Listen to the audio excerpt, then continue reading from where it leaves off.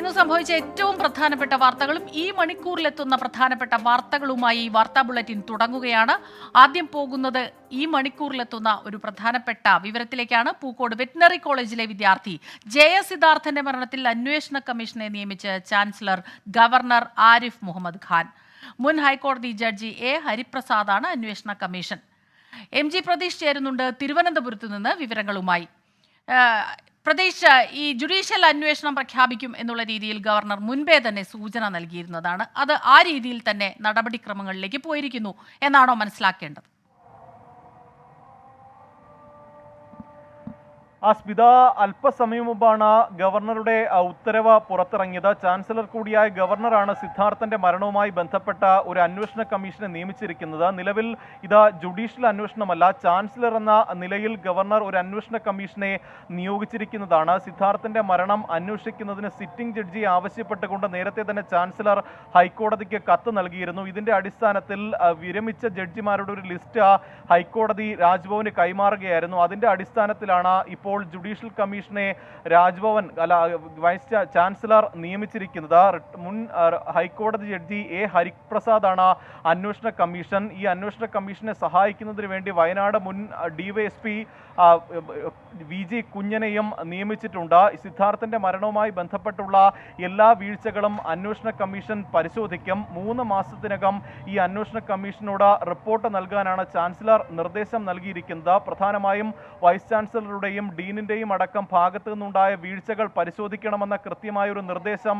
അന്വേഷണ കമ്മീഷന് മുന്നിൽ ചാൻസലർ വച്ചിട്ടുണ്ട്. ഒപ്പം സിദ്ധാർത്ഥന് ഈ ക്യാമ്പസിൽ നേരിടേണ്ടി വന്ന ക്രൂരമായ മർദ്ദനങ്ങൾ, ആന്റി റാഗിംഗ് കമ്മിറ്റിയുടെ പ്രവർത്തനങ്ങൾ അടക്കം പരിശോധിക്കുന്നുണ്ട്. ഒപ്പം പരിശോധിക്കണമെന്ന നിർദ്ദേശമുണ്ട്. മാത്രമല്ല, ഇത്തരത്തിൽ ഇനി സമാനമായ സംഭവങ്ങൾ ആവർത്തിക്കാതിരിക്കാനുള്ള പ്രധാനപ്പെട്ട ശുപാർശകളടക്കം നൽകണമെന്ന നിർദ്ദേശമാണ് അന്വേഷണ കമ്മീഷൻ മുമ്പാകെ ചാൻസലർ വച്ചിരിക്കുന്നത്. അതിന്റെ കൂടി അടിസ്ഥാനത്തിലാണ് നിലവിൽ അന്വേഷണ കമ്മീഷനെ ചാൻസലർ നിയമിച്ചിരിക്കുന്നത്. നേരത്തെ തന്നെ സിദ്ധാർത്ഥന്റെ മരണവുമായി ബന്ധപ്പെട്ട ജുഡീഷ്യൽ അന്വേഷണം നടത്തുമെന്നതായിരുന്നു ഗവർണർ പറഞ്ഞ കാര്യം. അതിന് പിന്നാലെയാണ് ഇപ്പോൾ ചാൻസലർ എന്ന നിലയിൽ ഒരു പ്രത്യേക അന്വേഷണ കമ്മീഷനെ തന്നെ ഈ സിദ്ധാർത്ഥന്റെ മരണം അന്വേഷിക്കാൻ ഗവർണർ നിയമിച്ചിരിക്കുന്നത്. നിലവിൽ CBI അന്വേഷണം സർക്കാർ പ്രഖ്യാപിച്ചിട്ടുണ്ട്. ഇതിന്റെ രേഖകളടക്കം CBIക്കും കേന്ദ്ര പേഴ്സണൽ കാര്യ മന്ത്രാലയത്തിനും സർക്കാർ കൈമാറിയിട്ടുണ്ട്. ഇതിന് പിന്നാലെയാണ് ഒരു പ്രത്യേക അന്വേഷണ കമ്മീഷന്റെ നേതൃത്വത്തിലുള്ള അന്വേഷണം കൂടി ഈ മരണവുമായി ബന്ധപ്പെട്ട് ഇപ്പോൾ നടക്കാൻ പോകുന്നത്. സിദ്ധാർത്ഥന്റെ മരണത്തിൽ പ്രത്യേക അന്വേഷണ കമ്മീഷനെ നിയമിച്ചിരിക്കുകയാണ് ചാൻസലറായ ഗവർണർ ആരിഫ് മുഹമ്മദ് ഖാൻ. മുൻ ഹൈക്കോടതി ജഡ്ജി എ ഹരിപ്രസാദാണ് അന്വേഷണ കമ്മീഷൻ. MG പ്രതീഷ് വിവരങ്ങളുമായി തിരുവനന്തപുരത്ത് നിന്ന് ചേരുകയായിരുന്നു. മദ്യനയ അഴിമതി കേസിൽ ഡൽഹി മുഖ്യമന്ത്രി അരവിന്ദ് കെജ്രിവാളിന് വീണ്ടും തിരിച്ചടി. 4 ദിവസത്തേക്ക് കൂടി EDയുടെ കസ്റ്റഡിയിൽ വിട്ട് ഡൽഹി റൌസ് അവന്യൂ കോടതിയുടെ ഉത്തരവ്. അരവിന്ദ് കെജ്രിവാൾ 100 കോടി രൂപ കോഴ ആവശ്യപ്പെട്ടതിന് തെളിവുണ്ടെന്ന് ED വാദിച്ചു. കോഴ വാങ്ങിയെങ്കിൽ പണം എവിടെയെന്ന് കെജ്രിവാൾ തിരിച്ചു ചോദിച്ചു. അതേസമയം കെജ്രിവാളിന്റെ അറസ്റ്റും കോൺഗ്രസിനെതിരായ ആദായ നികുതി വകുപ്പിന്റെ നടപടിയും നിരീക്ഷിക്കുകയാണെന്ന അമേരിക്കയുടെ പ്രതികരണത്തിൽ ഇന്ത്യ അതൃപ്തി അറിയിച്ചു. അമേരിക്കയുടെ ആവർത്തിച്ചുള്ള പരാമർശങ്ങളിൽ എതിർപ്പറിയിച്ച വിദേശകാര്യ മന്ത്രാലയം സ്വതന്ത്രമായ നീതിന്യായ സംവിധാനം ഇന്ത്യയുടെ അഭിമാനമാണെന്ന് വ്യക്തമാക്കുകയും ചെയ്തു. അച്യുതൻ ചേരുന്നുണ്ട് ഡൽഹിയിൽ നിന്ന് വിവരങ്ങളുമായി. അച്യുതന്റെ 4 ദിവസത്തെ കസ്റ്റഡി കൂടി ലഭിച്ചിരിക്കുന്നു. ഇപ്പോൾ അരവിന്ദ് കെജ്രിവാൾ സ്വയം വാദിക്കുകയായിരുന്നു, ഈ ഇത്രയധികം രൂപ അത് കോഴ വാങ്ങിയെങ്കിൽ ആ പണം എവിടെ എന്നുള്ള ചോദ്യമാണ് പ്രധാനമായും ഉന്നയിച്ചത്. പക്ഷേ അത് അരവിന്ദ് കെജ്രിവാളിന് തിരിച്ചടിയായി തന്നെയാണ് കോടതിയുടെ ഭാഗത്തു നിന്ന് ഇന്നത്തെ ഉത്തരവുണ്ടായിട്ടുള്ളത്.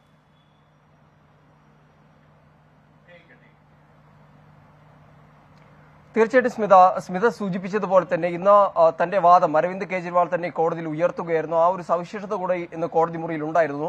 പ്രധാനമായും ED മുന്നോട്ട് വെച്ചത്, EDക്ക് വേണ്ടി ഹാജരായ additional solicitor general SP Raj മുന്നോട്ട് വെച്ച വാദം എന്നുള്ളത് ഈ അന്വേഷണത്തോട് കേജ്രിവാൾ സഹകരിക്കുന്നില്ല എന്നുള്ളതാണ്. ED പ്രധാനമായും ചോദിക്കുന്ന ചോദ്യങ്ങളിൽ നിന്ന് ഒഴിഞ്ഞു മാറുന്നു. മാത്രമല്ല, ഇതിൽ ഈ കസ്റ്റഡി അപേക്ഷയിൽ ചൂണ്ടിക്കാട്ടുന്ന മറ്റൊരു കാര്യം, ഈ കേസിൽ ഇതുവരെ പ്രതികളായിട്ടുള്ളവരുമായി ഒരുമിച്ചിരുത്തി കേജ്രിവാളിനെ ചോദ്യം ചെയ്യേണ്ടതുണ്ട്. മാത്രമല്ല ഈ ഗോവയിലെ സ്ഥാനാർത്ഥികളുടെ മൊഴി രേഖപ്പെടുത്തി വരികയാണ്. അവരുമായും കേജ്രിവാളിനെ ചോദ്യം ചെയ്യേണ്ടതുണ്ട് എന്നൊരു ആവശ്യം കൂടി മുൻനിർത്തിയാണ് 7 ദിവസത്തെ കസ്റ്റഡിയിലേക്ക് ഇഡി ആവശ്യപ്പെട്ടത്.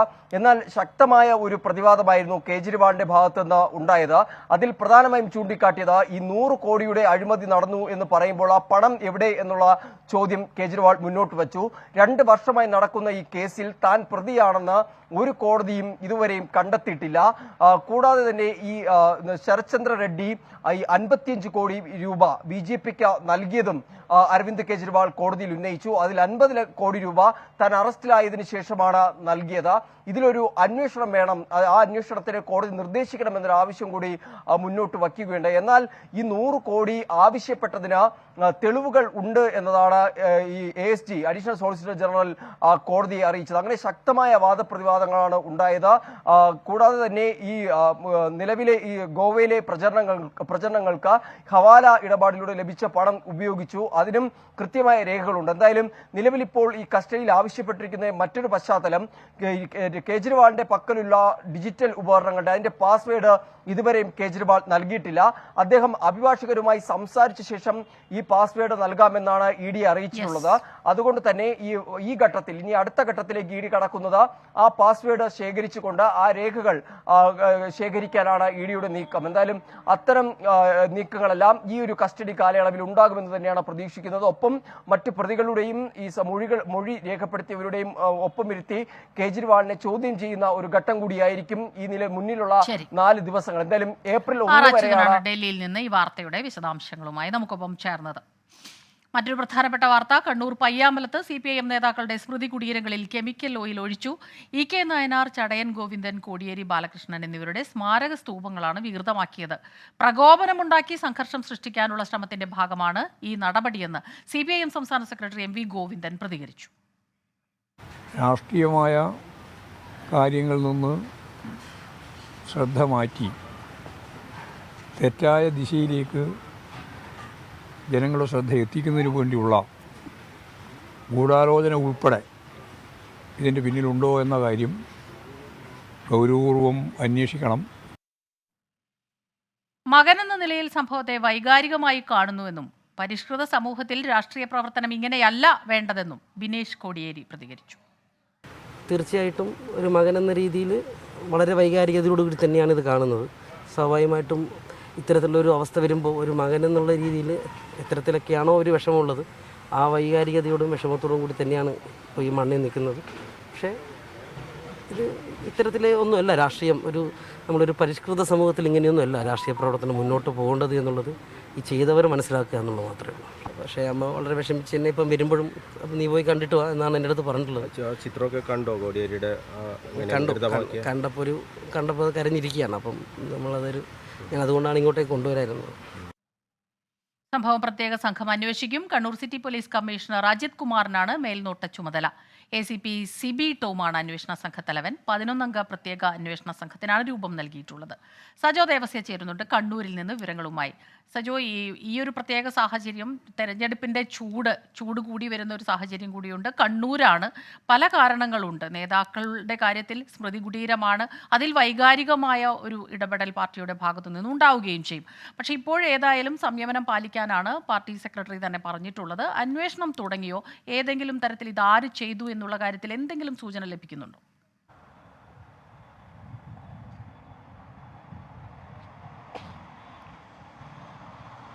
സ്മിത, പയ്യാമ്പലത്ത് വ്യത്യസ്ത രാഷ്ട്രീയ നേതാക്കളുടെ സ്മൃതി കുടീരങ്ങളുണ്ട്. CPIM നേതാക്കളുടെ സ്മൃതി കുടീരങ്ങൾ മാത്രം തിരഞ്ഞുപിടിച്ചാണ് രാസദ്രാവകം ഒഴിച്ചത്. ഇന്ന് പുലർച്ചയോടുകൂടിയാണ് ഈ അക്രമം ഉണ്ടായത് എന്നതാണ് പോലീസിന്റെ ഒരു നിഗമനം. 11:30 ആളുകളുടെ ശ്രദ്ധയിൽപ്പെടുകയും പിന്നീട് CPIM നേതാക്കളുടെ ശ്രദ്ധയിലേക്ക് അത് എത്തുകയും ചെയ്തത്. ഇപ്പോൾ പോലീസ് അന്വേഷണം ആരംഭിച്ചിട്ടുണ്ട്. Kannur city police commissioner Ajith കുമാറിനാണ് മേൽനോട്ടം. കണ്ണൂർ ACP CBK ടോം ആണ് അന്വേഷണ സംഘത്തലവൻ. 11-അംഗ സംഘത്തെ നിയോഗിച്ചിട്ടുണ്ട്. പ്രാഥമികമായി ഈ സ്മൃതി കുടീരങ്ങൾ ഉൾപ്പെടുന്ന സ്ഥലത്ത് ഏതെങ്കിലും തരത്തിലുള്ള CCTV കവറേജ് ഇല്ല. അതേസമയം ബീച്ചിലേക്കുള്ള പ്രവേശന കവാടങ്ങളിൽ വിവിധ സ്ഥാപനങ്ങളുടെ CCTV ദൃശ്യങ്ങളുണ്ട്. അവ പോലീസ് ഇതിനകം ശേഖരിച്ചിട്ടുണ്ട്. പക്ഷേ എന്തെങ്കിലും ഒരു സൂചന ലഭ്യമായിട്ടില്ല. CPIM പറയുന്നത് ഇത് തിരഞ്ഞെടുപ്പ് കാലമാണ്, പരാജയ ഭീതി പൂണ്ടവർ ആസൂത്രിതമായി നടത്തിയൊരു ഗൂഢാലോചനയാണ്, പ്രകോപനം സൃഷ്ടിക്കുക, അതുവഴി സമാധാന ഭംഗം ഉണ്ടാക്കുക, അങ്ങനെ ക്രമസമാധാന പ്രശ്നം ഉണ്ടാക്കുക എന്ന ആസൂത്രിത ലക്ഷ്യമാണ് ഇതിന് പിന്നിലെന്നതാണ് CPIMന്റെ ആരോപണം. അതേസമയം പോലീസ് പറയുന്നത് രാഷ്ട്രീയ ലക്ഷ്യമുണ്ടോ, കലാപശ്രമ ലക്ഷ്യമാണോ ഉള്ളത്, അതല്ല മറ്റെന്തെങ്കിലും കാരണങ്ങളാണോ, ആരാണോ, ഒറ്റയ്ക്കാണോ, കൂട്ടമായാണോ എന്നതൊക്കെ പരിശോധിച്ച് വരുന്നതേയുള്ളൂ. ഇപ്പോൾ എന്തെങ്കിലും സൂചനകൾ ലഭ്യമായിട്ടില്ല. വിപുലമായ അന്വേഷണത്തിലേക്ക് കടന്നിട്ടുണ്ട്. ഇപ്പോൾ പങ്കുവെക്കാൻ കഴിയുന്ന വിവരങ്ങളൊന്നുമില്ല എന്നാണ് പോലീസ് ഈ ഘട്ടത്തിൽ പറയുന്നത്. അതേസമയം ഈ CPIM നേതാക്കളുടെ സന്ദർശനത്തിന് പിന്നാലെ UDF സംഘവും സ്ഥലത്തെത്തി സന്ദർശനം നടത്തുകയും സമഗ്ര അന്വേഷണം വേണം എന്നാവശ്യപ്പെടുകയും ചെയ്യുന്നുണ്ട്. ഈ മേഖല എന്ന് നേരത്തെ സ്മിത സൂചിപ്പിച്ചതുപോലെ തന്നെ വൈകാരികമായി CPM പ്രവർത്തകരെ സംബന്ധിച്ച് വലിയ പ്രാധാന്യമുള്ള ഇടവുമാണ്. അവിടെ ഇത്തരം ഒരു അക്രമം ഏതായാലും ആസൂത്രിതമായി തന്നെ ഒരു രാസദ്രാവകം കൈവശം വെച്ചാണ് അവിടെ എത്തി അതിക്രമം നടത്തിയിട്ടുള്ളതെന്ന് വ്യക്തമാണ്. അതിൽ കോടിയേരി ബാലകൃഷ്ണന്റെ ഗ്രാനൈറ്റിൽ കൊത്തിയ ചിത്രമൊക്കെ പൂർണ്ണമായും വികൃതമാക്കിയിട്ടുണ്ട്. പ്രധാനപ്പെട്ട 4 CPM നേതാക്കളുടെ സ്മൃതി കുടീരങ്ങളാണ് ഈ അതിക്രമം നടന്നിരിക്കുന്നത്. ഏതായാലും ഈ സംഭവത്തിൽ പോലീസ് വിശദമായ അന്വേഷണം നടക്കുന്നു എന്ന് മാത്രമാണ് ഈ ഘട്ടത്തിൽ പറയുന്നത്. ഈ മറ്റ് CCTV ദൃശ്യങ്ങൾ വിശദമായ പരിശോധന നടത്തിയാൽ മാത്രമേ കൂടുതൽ തെളിവുകളിലേക്ക് പോകാൻ കഴിയൂ. ഏതെങ്കിലും തരത്തിലുള്ള ദൃക്സാക്ഷി മൊഴി ഇതുവരെ പോലീസിന് ലഭ്യമായിട്ടില്ല. പക്ഷേ ഈ അക്രമം ആസൂത്രിതമാണ് എന്നത് വ്യക്തമാണ്. സ്മിത, അക്രമം പ്രത്യേക സംഘമാണ് അന്വേഷിക്കുക. Kannur city police commissioner Ajith കുമാറിന് മേൽനോട്ട ചുമതല നൽകിയാണ് അന്വേഷണ സംഘത്തിന് രൂപം നൽകിയിട്ടുള്ളത്. സജോ ദേവസ്യ കണ്ണൂരിൽ നിന്ന് വിവരങ്ങളുമായി ചേരുകയായിരുന്നു. ഈസ്റ്റർ ദിനത്തിലെ ഔദ്യോഗിക അവധി റദ്ദാക്കിക്കൊണ്ടുള്ള വിവാദ ഉത്തരവ് പിൻവലിച്ച് മണിപ്പൂർ സർക്കാർ. ദുഃഖവെള്ളിയും ഈസ്റ്ററും അവധി ദിവസമായിരിക്കുമെന്നും ശനിയാഴ്ച പ്രവൃത്തി ദിനമായിരിക്കുമെന്നും കാണിച്ചാണ് പുതിയ ഉത്തരവ്. ഈസ്റ്റർ പ്രവൃത്തി ദിനമാക്കുന്നതിനെതിരെ കേരളത്തിൽ നിന്നുൾപ്പെടെ കടുത്ത പ്രതിഷേധമുയർന്ന പശ്ചാത്തലത്തിലാണ് നടപടി. എന്നാൽ കേരളത്തിൽ ഉൾപ്പെടെ ശക്തമായ പ്രതിഷേധമുയരുകയും ചെയ്തു. വളരെയേറെ സങ്കടകരവും പ്രതിഷേധകരവുമായിട്ടുള്ള കാര്യമാണ്. സർക്കാർ ഈ കാര്യത്തിൽ നിന്ന് പിന്തിരിയണം. ക്ലിയറായിട്ടുള്ള ലക്ഷ്യങ്ങൾ വെച്ചിട്ടാണ് എങ്ങനെ ആളുകളെ തമ്മിലടിപ്പിക്കാൻ പറ്റും. നമ്മൾ ഓരോ ദിവസവും പ്രാർത്ഥിച്ചുകൊണ്ടിരിക്കുകയാണ് മണിപ്പൂരിലെ മുറിവുകൾ എങ്ങനെയെങ്കിലും ഉണങ്ങണമല്ലോ, ഒരു സ്റ്റേറ്റ് ഇങ്ങനെ കത്താൻ പാടില്ലല്ലോ, നാളെ എല്ലാ ഭാഗത്തും ഇത് പടരാൻ സാധ്യതയുണ്ടല്ലോ. അപ്പോൾ അങ്ങനെ നമ്മൾ പ്രാർത്ഥിച്ചുകൊണ്ടിരിക്കുമ്പോൾ അത് തടയേണ്ട സർക്കാർ തന്നെ അത് കൂട്ടാൻ എങ്ങനെയാണ് മാർഗം? അതുപോലെ തന്നെയാണ് നാഗാലാൻഡിലേതും. അവിടെ മാത്രമൊന്നല്ല, പലയിടത്തും ഇന്ത്യയിൽ പ്രശ്നങ്ങളുണ്ട്. നമുക്ക് അറിയുന്നത് ചിലത് നമ്മൾ കാണുന്നേ ഉള്ളൂ. ഈസ്റ്റർ ആഘോഷിക്കാൻ പറ്റാത്ത നിർഭാഗ്യവാന്മാരായിട്ടുള്ള ആളുകളടക്കം ഉണ്ടെന്നാണ് എനിക്ക് തോന്നുന്നത്. ഈ പീഡനങ്ങളൊക്കെ എനിക്ക് തോന്നുന്ന ക്രൈസ്തവർ ആഘോഷിക്കുന്നവരാണ്. ഇപ്പോൾ ഈ ഹോളി വീക്ക് എന്നൊക്കെ പറയുന്നത് പീഡാനുഭവത്തിൻ്റെ വാരമെന്നാണ് ഞങ്ങൾ വിളിക്കുന്നത്. അപ്പോൾ അതുകൊണ്ട് എപ്പോഴൊക്കെയാണോ പീഡാനുഭവങ്ങളുള്ളത് അതൊരു ഉത്ഥാനത്തിലേക്കുള്ള വഴി തുറക്കാനുള്ള മാർഗങ്ങളായിട്ട് ആണ് എനിക്ക് തോന്നുന്നത്. വിവാദ തീരുമാനം പിൻവലിക്കണമെന്ന് മണിപ്പൂർ സർക്കാരിനോട് ആവശ്യപ്പെട്ടതായി കേന്ദ്രമന്ത്രി രാജീവ് ചന്ദ്രശേഖർ വ്യക്തമാക്കി. ഒരു റിപ്പോർട്ട് കണ്ടിട്ടുണ്ട്, മണിപ്പൂരിൽ അത് ഈസ്റ്റർ സൺഡേ ഒരു വർക്കിംഗ് ഡേ ആണെന്ന് ആരോ റിപ്പോർട്ട് ചെയ്തിട്ടുണ്ട്. അത് ഞാൻ ശക്തമായിട്ട് അതിനെ ഒപ്പോസ് ചെയ്തിട്ടുണ്ട്. മണിപ്പൂർ ഗവൺമെൻറ്റിനോട് ഒരു റിക്വസ്റ്റ് ഇപ്പോൾ തന്നെ അയച്ചിട്ടുണ്ട്, അത് റീകൺസിഡർ ചെയ്യാൻ. അങ്ങനെ എന്തെങ്കിലും ഉണ്ടെങ്കിൽ ഞാൻ വളരെ കോൺഫിഡൻ്റ് ആണ് അത് അങ്ങനെയൊന്നും ഉണ്ടാവില്ല. ഈസ്റ്റർ ഒരു ഹോളിഡേ ആണ്. നമ്മുടെ ക്രിസ്ത്യൻ സമുദായത്തിന് എല്ലാവർക്കും അന്ന് ഒരു ഈസ്റ്ററിനെ ആഘോഷിക്കാനും അവരുടെ ഒരു റെസ്പെക്റ്റ് അവർ സെലിബ്രേറ്റ് ചെയ്യാനും ബ്ലെസ്ഡ് ഈസ്റ്റർ ഡേ ഒരു വർക്കിംഗ് ഡേ ആവാൻ പാടില്ല എന്നും ഞങ്ങൾ മണിപ്പൂർ ഗവൺമെൻറ്റിനോട് പറഞ്ഞിട്ടുണ്ട്. വിവരങ്ങളുമായി ബൽറാം നെടുങ്ങാടി ചേരുന്നുണ്ട്. ബൽറാം, ഏതായാലും വിവാദ ഉത്തരവ് പിൻവലിച്ചിരിക്കുന്നു. ഈ 2 ദിവസങ്ങളും ദുഃഖവെള്ളിയും ഈസ്റ്ററും അവധി ദിനമായി തന്നെ പ്രഖ്യാപിച്ചിരിക്കുന്നു. ഇതിനൊരു വിശദീകരണമായി മണിപ്പൂർ സർക്കാർ പറഞ്ഞത് മാർച്ച് മാസം അവസാനമാണ്, സാമ്പത്തിക വർഷത്തിന്റെ അവസാനമാണ്, അതുകൊണ്ടാണ് ഇങ്ങനെ പ്രവൃത്തി ദിനമാക്കിയത് എന്നാണ്. പക്ഷെ അത് തീർച്ചയായിട്ടും വിവാദങ്ങളെ തുടർന്ന് പിൻവലിച്ചിരിക്കുന്നു, അല്ലേ?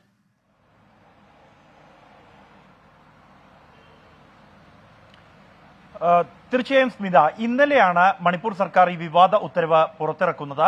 മാർച്ച് 30, 31 തീയതികളിൽ ശനി, ഞായർ ഈസ്റ്റർ ദിനമാണ്. അന്നടക്കം 2 ദിവസങ്ങളും പ്രവൃത്തി ദിനങ്ങളാണ് എന്ന് വ്യക്തമാക്കിക്കൊണ്ടാണ് ഉത്തരവിറക്കിയത്. അതിൽ വിശദീകരിച്ചത് സാമ്പത്തിക വർഷത്തിന്റെ അവസാനമായതുകൊണ്ട് തന്നെ മറ്റ് കണക്കുകൾ ശരിയാക്കുന്നത് അടക്കമുള്ള ജോലി തിരക്കുകൾ ഉള്ളതിനാൽ എല്ലാ സർക്കാർ ഉദ്യോഗസ്ഥരും ഹാജരാകണം ഓഫീസുകളിൽ എന്നാണ് ആവശ്യപ്പെട്ടിരുന്നത്. ഇത് തീരുമാനത്തിനെതിരെ കടുത്ത തോതിലുള്ള പ്രതിഷേധമുയർന്നു. കേരളത്തിൽ നിന്ന് നിന്നടക്കം വിവിധ നേതാക്കൾ ഇക്കാര്യത്തിൽ പ്രതിഷേധം അറിയിച്ച് രംഗത്തെത്തുകയായിരുന്നു. തുടർന്ന് മന്ത്രി രാജീവ് ചന്ദ്രശേഖർ ഈ വിഷയത്തിൽ ഞായറാഴ്ച ഈസ്റ്റർ ദിനത്തിൽ അവധി നൽകണമെന്ന മണിപ്പൂർ സർക്കാരിനോട് ആവശ്യപ്പെട്ടു. വിവിധ ക്രിസ്ത്യൻ സംഘടനകളുടെ സംയുക്ത സംഘടനയായ യുണൈറ്റഡ് ക്രിസ്ത്യൻ ഫോറം ശക്തമായ പ്രതിഷേധവുമായാണ് രംഗത്തെത്തിയത്. രാജ്യത്തെ ജനങ്ങളോടുള്ള അവഹേളനമാണ് ഇത് എന്നും കോടതികൾ സ്വമേധയാ ഈ വിഷയത്തിൽ ഇടപെടണമെന്നും ആവശ്യപ്പെട്ടു. തുടർന്നാണ് ഇത്തരത്തിൽ ഈ ഉത്തരവ് പരിഷ്കരിച്ചുകൊണ്ടുള്ള പുതിയ ഉത്തരവ് ഇന്ന് പുറത്തിറങ്ങിയിരിക്കുന്നത്. ആ ഉത്തരവിൽ വ്യക്തമാക്കുന്നത് ശനിയാഴ്ച മാത്രമായിരിക്കും പ്രവൃത്തി ദിവസം എന്നുള്ളതാണ്. ദുഃഖവെള്ളി, ഈസ്റ്റർ എന്നീ ദിനങ്ങളിൽ അവധിയായിരിക്കും പതിവ് പോലെ എന്നാണ് ഈ ഉത്തരവിൽ വ്യക്തമാക്കുന്നത്. മറ്റ് വിശദീകരണങ്ങളൊന്നും തന്നെ ഔദ്യോഗികമായി നൽകാൻ ഈ ഉത്തരവിൽ കവിഞ്ഞ് സർക്കാർ തയ്യാറായിട്ടില്ല എന്നുള്ളതും ശ്രദ്ധേയമാണ്. അതേസമയം ഇത്തരത്തിൽ തെരഞ്ഞെടുപ്പ് കാലത്ത് ക്രിസ്ത്യൻ ന്യൂനപക്ഷങ്ങളോട് അടുക്കാൻ BJP ശ്രമിച്ചുകൊണ്ടിരിക്കുന്ന ഘട്ടത്തിൽ ഇത്തരത്തിലൊരു ഉത്തരവുണ്ടായി പ്രവൃത്തി ദിനമായിരിക്കും എന്ന ഉത്തരവ് തിരുത്തി മണിപ്പൂർ സർക്കാർ ഈ 2 ദിവസങ്ങളും അവധി ദിനമായി പ്രഖ്യാപിച്ചു. സംസ്ഥാനത്തെ തെരഞ്ഞെടുപ്പ് പ്രചാരണത്തിൽ സജീവ ചർച്ചയായി പൗരത്വ നിയമ ഭേദഗതിയും ED ഇടപെടലുകളും. പൗരത്വ നിയമ ഭേദഗതി മതനിരപേക്ഷ മനസ്സിന് യോജിക്കാത്തതാണെന്ന് മുഖ്യമന്ത്രി പിണറായി വിജയൻ വിമർശിച്ചു. പ്രതിപക്ഷ പാർട്ടികളെ ഇല്ലാതാക്കാൻ കേന്ദ്ര സർക്കാർ EDയെ ഉപയോഗിക്കുകയാണെന്നും മുഖ്യമന്ത്രി ആരോപിച്ചു. കേന്ദ്ര ഏജൻസികൾ നിയമം ലംഘിക്കുന്നുവെന്നും മുഖ്യമന്ത്രി കുറ്റപ്പെടുത്തി. പൗരത്വത്തെ മതാടിസ്ഥാനത്തിൽ നിർവചിക്കുന്നതിനോട് യോജിപ്പില്ല. നിയമവാഴ്ച ഉറപ്പുള്ള ഒരു രാജ്യത്ത് നടക്കാൻ പാടില്ലാത്ത നിയമലംഘനങ്ങൾ അത് കേന്ദ്ര ഏജൻസികൾ തന്നെ നടത്തുന്നത് നാം കാണുന്നു. ജാതി സെൻസസിൽ ഇടതു സർക്കാരിന്റെ നിലപാട് പ്രതിഷേധാർഹമാണെന്ന് KPMS കുറ്റപ്പെടുത്തി. ന്യൂനപക്ഷങ്ങൾ വോട്ട് ബാങ്കായി മാറിയെന്ന് വെള്ളാപ്പള്ളി നടേശൻ പറഞ്ഞു. അവർ ഒന്നായി നിന്നും നന്നായി ഭരണത്തിലെല്ലാം അധികാരത്തെ അത് കയറിക്കൊണ്ട് അധികാരത്തിൽ നിന്ന് ഒപ്പിട്ട് മേടിക്കുകയോ അതിന് സ്വാധീനം ചെയ്ത് മേടിക്കുവാനുള്ള സാമുദായിക ശക്തി സമാഹരണം ആ സമുദായം നടത്തിയപ്പോൾ സാമുദായിക ശക്തി സമാഹരണം നടത്തി നമുക്ക് നേടാനൊന്നും സാധിച്ചില്ല. അവരെല്ലാം വോട്ട് ബാങ്കുകളായി മാറി. ഇവിടുത്തെ ന്യൂനപക്ഷങ്ങളെല്ലാം വോട്ട് ബാങ്കുകളാണ്. വയനാട്ടിലെ രാഹുൽ ഗാന്ധിയുടെ സ്ഥാനാർത്ഥിത്വം ഇന്ത്യ മുന്നണി ചർച്ച ചെയ്തിട്ടില്ലെന്ന് CPI സംസ്ഥാന സെക്രട്ടറി ബിനോയ് വിശ്വം വിമർശിച്ചു. ഇന്ത്യ മുന്നണിയുടെ സ്ഥാനാർത്ഥിയായി രാഹുൽ ഗാന്ധിയെ ചൂണ്ടിക്കാട്ടുന്നത് രാഷ്ട്രീയ സത്യസന്ധതയില്ലായ്മയാണെന്നും അദ്ദേഹം പറഞ്ഞു. അതേസമയം സംസ്ഥാനത്ത് ഇന്ന് 14 പേർ നാമനിർദ്ദേശ പത്രിക സമർപ്പിച്ചു. തിരുവനന്തപുരത്ത് 4 സ്ഥാനാർത്ഥികളും കൊല്ലത്ത് 3 പേരും കാസർഗോഡ് 2 പേരും പത്രിക നൽകി. വിവരങ്ങളുമായി ഷഫീദ് റാവുത്തർ ചേരുന്നുണ്ട് തിരുവനന്തപുരത്ത് നിന്ന്.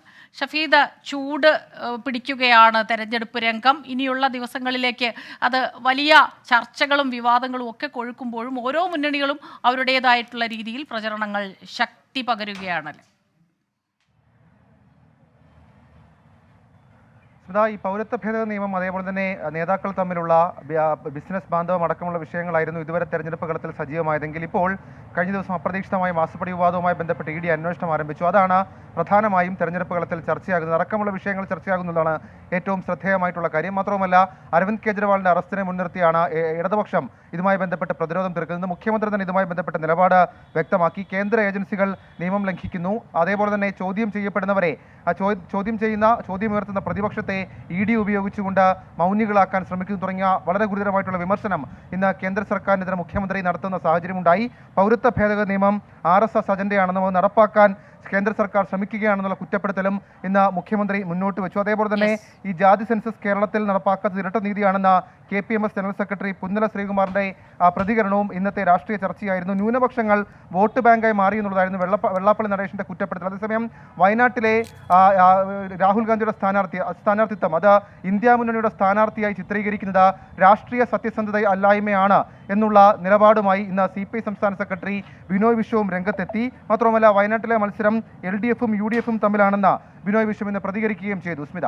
ശരി, ഷഫീദ് റാവുത്തറാണ് തിരുവനന്തപുരത്ത് നിന്ന് വിവരങ്ങളുമായി ചേർന്നത്. മഹാരാഷ്ട്രയിലെ സീറ്റ് തർക്കത്തിൽ വിട്ടുവീഴ്ചയ്ക്കില്ലെന്ന് ശിവസേന ഉദ്ധവ് വിഭാഗം. സ്ഥാനാർത്ഥികളെ പ്രഖ്യാപിച്ചെന്നും ഇനി ചർച്ചയ്ക്ക് പ്രസക്തിയില്ലെന്നും സഞ്ജയ് റാവത്ത് 24നോട് പറഞ്ഞു. എന്നാൽ കോൺഗ്രസ് ഈ വാദം തള്ളി. ശ്രീനാഥ് ചന്ദ്രൻ ചേരുന്നുണ്ട് വിവരങ്ങളുമായി. ശ്രീനാഥ്, ഈ യോഗം ഇപ്പോഴും നടന്നുകൊണ്ടിരിക്കുകയാണോ? ഇതിനിടയിൽ ഈ ഒരു കാര്യത്തിൽ ഇരുകൂട്ടരും തമ്മിൽ വലിയ തർക്കം വീണ്ടും ഉണ്ടാകുന്നു. കഴിഞ്ഞ ദിവസമാണ് 17 അംഗ സ്ഥാനാർത്ഥി പട്ടിക ഉദ്ധവ് താക്കറെ പുറത്തുവിട്ടത്. എന്നാൽ ഇങ്ങനെ ഒരു സ്ഥാനാർത്ഥി പട്ടിക ഏകപക്ഷീയമായാണ് ശിവസേന ഉദ്ധവ് വിഭാഗം പുറത്തിറക്കിയത് എന്നതായിരുന്നു കോൺഗ്രസ് നേതാക്കളുടെ ആരോപണം. മാത്രമല്ല കടുത്ത ഭാഷയിൽ പല നേതാക്കൾ പ്രതികരിക്കുന്നതും കണ്ടു. ഇന്ന് സഞ്ജയ് റാവത്തിനെ നേരിൽ കണ്ടപ്പോഴാണ് ഈ വിഷയത്തിൽ പ്രതികരണം നമ്മൾ തേടിയത്. എന്നാൽ ഇനി ഒരു ചർച്ച അനിവാര്യമല്ല എന്നും ഈ കാര്യത്തിൽ എത്ര സീറ്റിൽ മത്സരിക്കുമെന്ന കാര്യത്തിൽ മുന്നണിക്കുള്ളിൽ നേരത്തെ തന്നെ ധാരണയായതാണ്. 22 സീറ്റിൽ ശിവസേന മത്സരിക്കും. സ്വാഭാവികമായും ഞങ്ങളുടെ പട്ടിക പുറത്തുവിട്ടു. അതിനപ്പുറത്തേക്ക് ഇതിൽ വിവാദമൊന്നുമില്ല, ഒരു തർക്കവുമില്ല എന്നതായിരുന്നു അദ്ദേഹം പറഞ്ഞത്. അതായത് കഴിഞ്ഞ ദിവസം പുറത്തുവിട്ട പട്ടികയിൽ ഏതെങ്കിലും തരത്തിലൊരു മാറ്റം വരും എന്ന് പ്രതീക്ഷിച്ച കോൺഗ്രസ് നേതാക്കൾക്കുള്ള മറുപടിയാണ് അദ്ദേഹം നൽകുന്നത്. ഒരു മാറ്റത്തിനും നിലവിലെ തീരുമാനത്തിൽ നിന്ന് പിന്നോട്ട് ശിവസേന പോകില്ല എന്നത് വ്യക്തം. ഏതായാലും അതിന് പിന്നാലെ കോൺഗ്രസിന്റെ സംസ്ഥാനത്തെ തെരഞ്ഞെടുപ്പ് പ്രചാരണത്തിന്റെ ചുമതലയുള്ള ശ്രീനാഥ് ചന്ദ്രനാണ് വിവരങ്ങളുമായി ചേർന്നത്. ഇതോടെ ഈ വാർത്താ ബുള്ളറ്റിൻ പൂർണ്ണമാകുന്നു.